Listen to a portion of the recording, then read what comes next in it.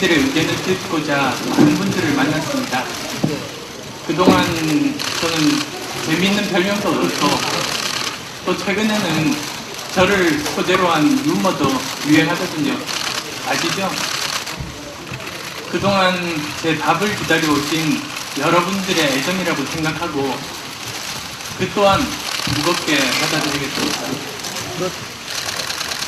기업인과 교수의 삶을 살아온 저로는 국가 경영에 막중한 책임을 지는 결심에 이르기까지 정말 많은 생각을 하지 않을 수 없었습니다.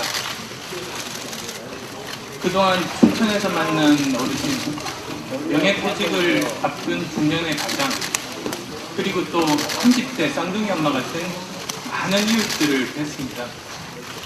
또 각 분야에서 경륜과 전문성을 가진 분들도 만났습니다. 가능하면 조용하게 경청하고 귀를 기울였습니다. 어느 한 분 힘들지 않은 분이 없으셨습니다. 중산층이 무너지고 또 저소득층이 너무 고통받고 있었습니다. 하지만 그렇게 힘들고 고단한 삶의 과정에서도 그분들은 끊임없이 희망을 만들고 계셨습니다. 나 자신보다는 우리 아이들의 미래를 위해 참고 견디고 희생하고 헌신할 준비가 되어 있었습니다. 제가 희망을 드린 것이 아니라 제가 오히려 그분들께 힘과 용기를 얻었습니다. 모두 고맙습니다. 여러분이 제게 스승입니다. 그분들이 저를 한 걸음 더 나아가게 했습니다. 그분들이 제게 한결같이 하시는 말씀이 있습니다. 정치가 이래서는 안 된다는 겁니다. 문제를 풀어야 할 정치가 문제를 만들고 있다고 하십니다. 국민들의 삶을 외면하고 국민을 분열시키고 국민을 무시하고 서로 싸우기만 하는 정치에 실망하고 절망했다 하셨습니다. 또 한 번도 정치에 발을 딛지 않은 제가 잘할 수 있을까 고민할 때 많은 분들이 왜 제게 지지를 보냈는지 설명해 주셨습니다. 이제 좀 정치를 다르게 해보자. 새롭게 출발해보자는 뜻이었습니다. 하지만 저는 제 역량에 대해서 고민했습니다. 국가의 리더라는 자리가 절대로 한 개인이 영광으로 탐할 자리가 될 수도 없고 되어서도 안 된다고 생각합니다. 제게는 당선 여부보다 잘해낼 수 있느냐가 중요했습니다. 그래서 스스로에게 거듭 질문을 던지고 대화를 통해 답을 찾고자 노력했습니다. 저는 이제 제 자신 스스로에게 질문했던 답을 내놓으려고 합니다. 지금까지 국민들은 저를 통해 정치 쇄신에 대한 열망을 표현해 주셨습니다. 저는 이제 이번 18대 대통령 선거에 출마하겠습니다.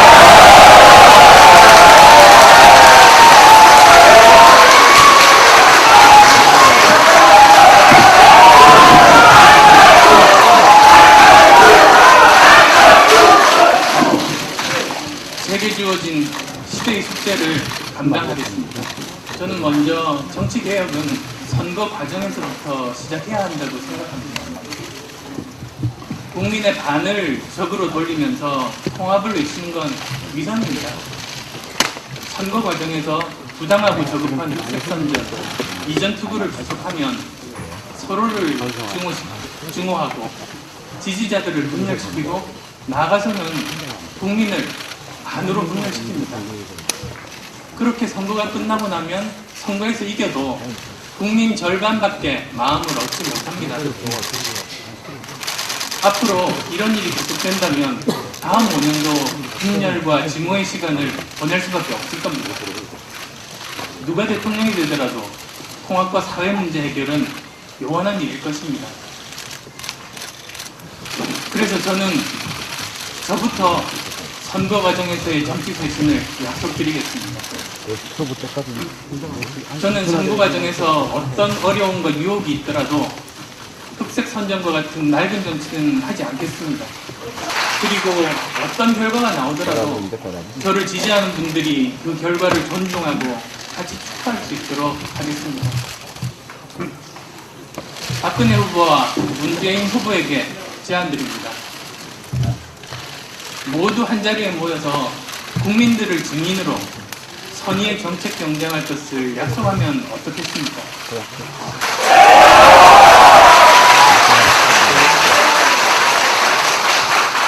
그리고 선거 후에도 승리한 사람은 다른 후보의 이야기에 귀 기울이고 패배한 사람은 깨끗이 결과에 승복해 더 나은 우리의 미래를 만들기 위해서 협력할 것도 같이 약속하면 어떨까요?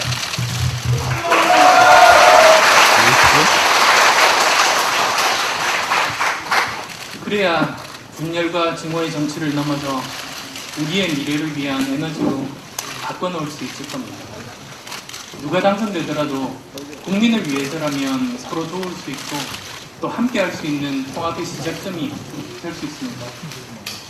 그런 정책 대결 속에서 제가 만약 당선된다면 다른 후보들의 더 나은 정책이 있다면 받아들이고 또 경청할 겁니다.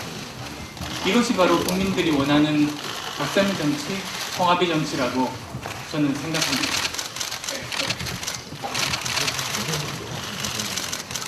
많은 분들이 정치 경험도 없는데 막상 대통령 되면 어떻게 할 것이냐고 걱정하셨습니다. 정치라는 험한 곳에 들어가 괜히 만신창이가 되지 말라고 하셨습니다. 저는 정치 경험뿐만 아니라 조직도 없고 세력도 없지만 그만큼 빚진 것도 없습니다. 정치 경험 대신 국민들께 들은 이야기를 소중하게 가지고 가겠습니다.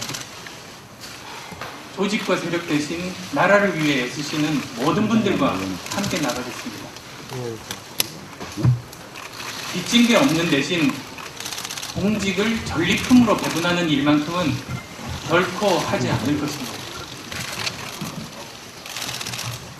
사실 대통령의 힘만으로, 한 사람의 힘만으로 5년 만에 모든 문제 절대 해결할 수 없습니다.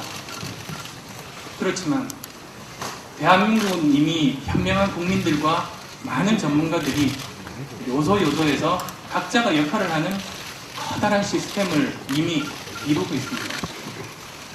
그 속에 저는 이미 답이 있다고 생각합니다. 지금 대한민국은 낡은 체제와 미래 가치가 충돌하고 있습니다. 이제 낡은 물줄기를 새로운 미래를 향해 바꿔야 합니다.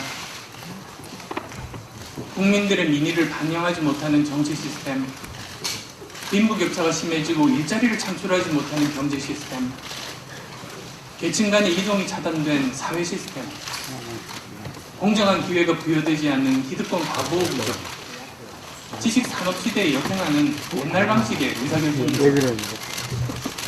이와 같은 것으로는 미래를 열어갈 수 없습니다. 더 이상 이대로는 안 됩니다. 국민들은 이제 정치부터 바꿔야 한다고 얘기하십니다.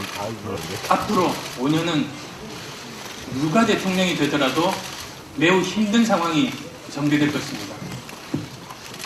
이러한 상황 하에서 제가 혼자서 모든 문제를 해결할 수 있다고, 세상을 바꿀 수 있다고 생각하지 않습니다.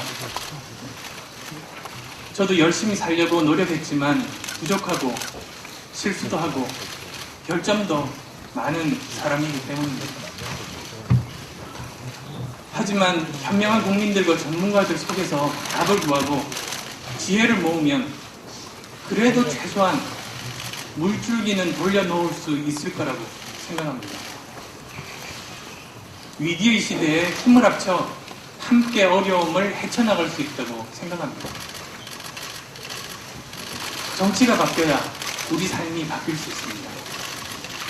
새로운 정치가 들어서야 민생경제, 중심경제가 들어섭니다. 대한민국은 새로운 경제 모델이 필요합니다. 지금 논의되고 있는 경제민주화와 복지, 따로 돌아갈 수는 없습니다. 성장 동력과 결합하는 경제 혁신을 만들어야 합니다. 평화체제는 역시 안보와 균형을 맞출 때 실현 가능합니다. 제 정책 비전과 구상의 구체적인 내용은 앞으로 선거 과정에서 말씀드리도록 하겠습니다. 저는 이번 선거 과정부터 국민의 생각이 하나로 모아지는 첫걸음을 시작했으면 좋겠습니다. 이번 선거를 통해 새로운 변화를 원하는 국민의 마음이 하나로 모아지면 좋겠습니다. 저는 세상을 움직이는 것은 진심이라고 생각합니다. 진심의 정치를 하겠습니다. 그 과정에서 저를 향한 공격이나 비난 두렵지 않습니다. 극복하겠습니다. 더 나은 미래를 만들기 위해 싸워야 한다면 정정당당하게 싸울 것입니다.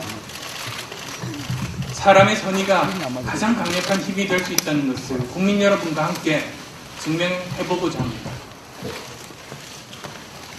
제게 많은 이야기를 들려주신 그리고 많은 지지를 보내주신 국민 여러분,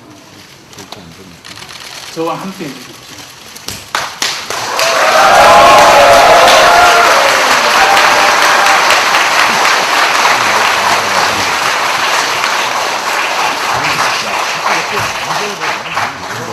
그래야 정치가 바뀌고, 정치가 바뀌어야 우리의 삶이 바뀝니다.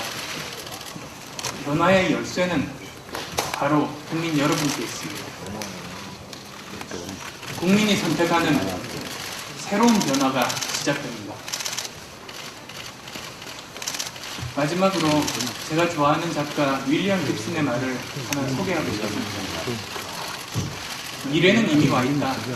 단지 널리 퍼져 있지 않을 뿐이다.